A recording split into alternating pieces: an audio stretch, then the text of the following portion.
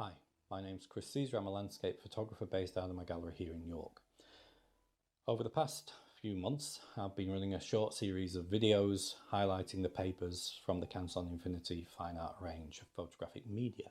Today I'd like to talk to you about a product called BFK Rives White. This is from the ARCHES paper mill, and if you go back a couple of videos you'll see that I did a presentation on a paper called BFK Rives Pure White, which is a pure white matte archival paper made without the inclusion of any optical brightening agents, so it's quite groundbreaking. This is the sister product to that one, and this is the white version, which is slightly warmer but still quite a high white content. Okay, so what I thought we'd do is have a look at 3 or 4 images that might help you see how this paper might fit into your workflow and what kind of options it's going to give you when you're deciding how to put your work down on paper. So a little bit about the paper. The paper is pure cotton rag, matte, slightly silky feel to it, and it has a textured surface. It's not massively textured, it's a little bit more than slightly textured. It's like a very slight orange peel effect. It's a mold made product, which gives it great stability.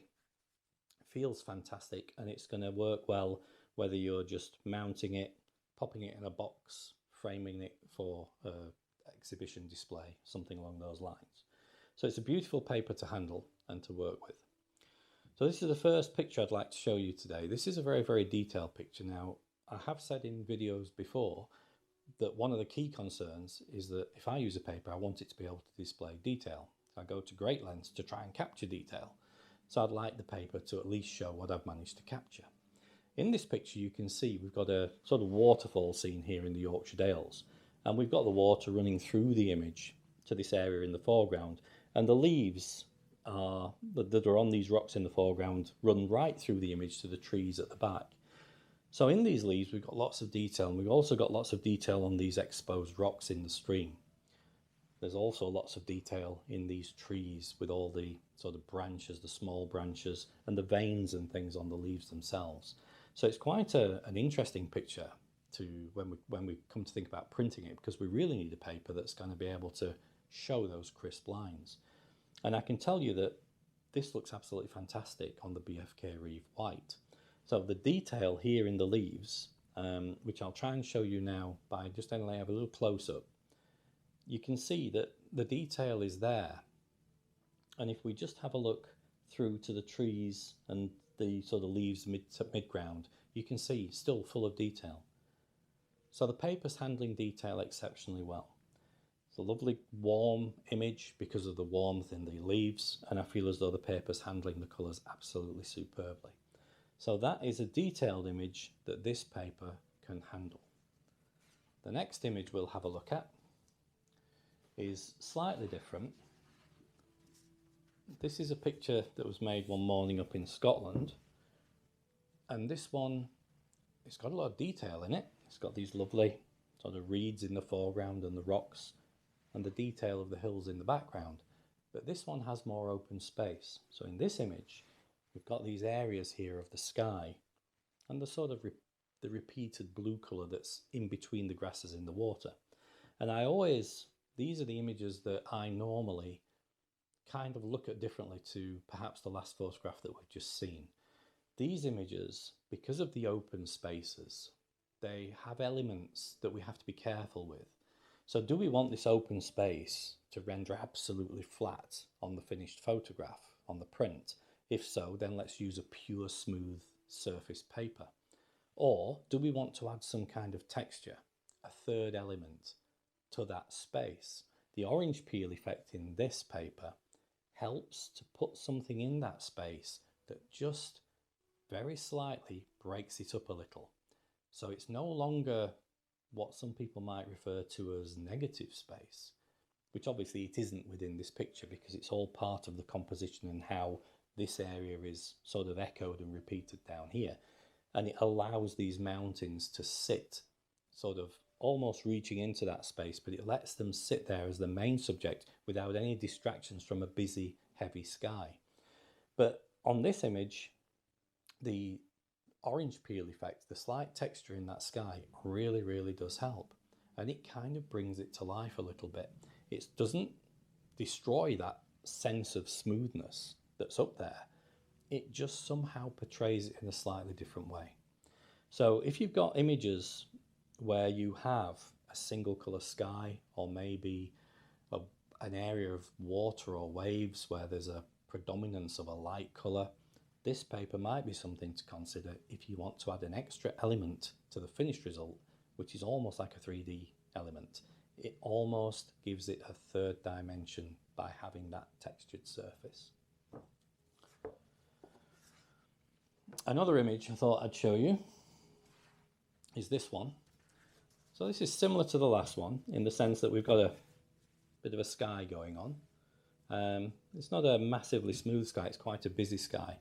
And this falls into another category for me. This is kind of where we get the chance as photographers to record something that ends up looking quite painterly. So it's not hard to imagine this as a watercolour or an oil paint, and as such, I think this is where the textured papers really come in. If you have images like the last one we've just looked at, with a lot of smooth, bright areas, or anything that looks painterly, I feel that this stippled, sort of slightly textured surface really does help in the way that we want to show that work to others. It does give it a certain feel, you can't deny it.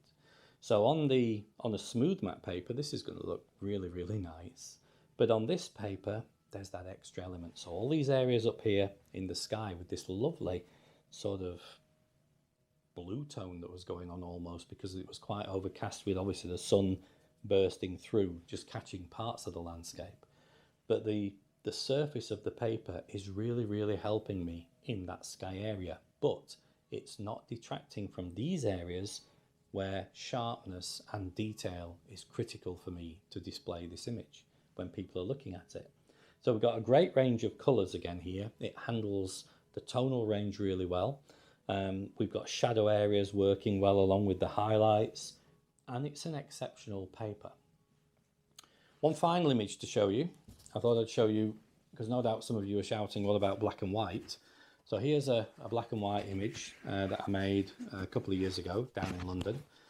And this one is a good test for this paper because it's got very dense blacks. So this is down at Canary Wharf, and it's a black and white conversion where I've sort of boosted the shadows somewhat. So we've got these very bright towers reaching into what was a very blue sky that's now a very dark sky.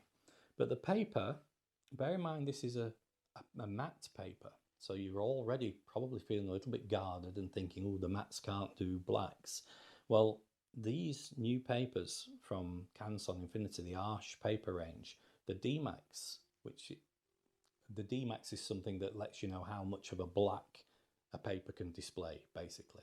They have very high D-Max, so they're capable of showing extremely dense blacks. This looks absolutely gorgeous. This has had no extra processing done. This is how my file sits on the computer, and I just sent it to printer without making any adjustments via the printer. And I'm really pleased with the level of darks in this picture. So these areas here, jet black, the clock, the surface, and contrasting that, it's handled the bright areas extremely well too. So there you have it. All in all, this is a fantastic all-round paper. If you've got any areas where you want to incorporate a slight stippling, we'll call it, to add something, so in this area it'll be this black area here in this picture, then this might be a good paper to go to, and it's certainly worthy of adding it to your inventory because it will give you other options on certain types of images, or indeed every image. So that's it. That's the BFK Rives White, another winner in my opinion. I'm really enjoying using it, and there's work already on display in the gallery that's been made on this paper. So until the next one, take care and stay safe.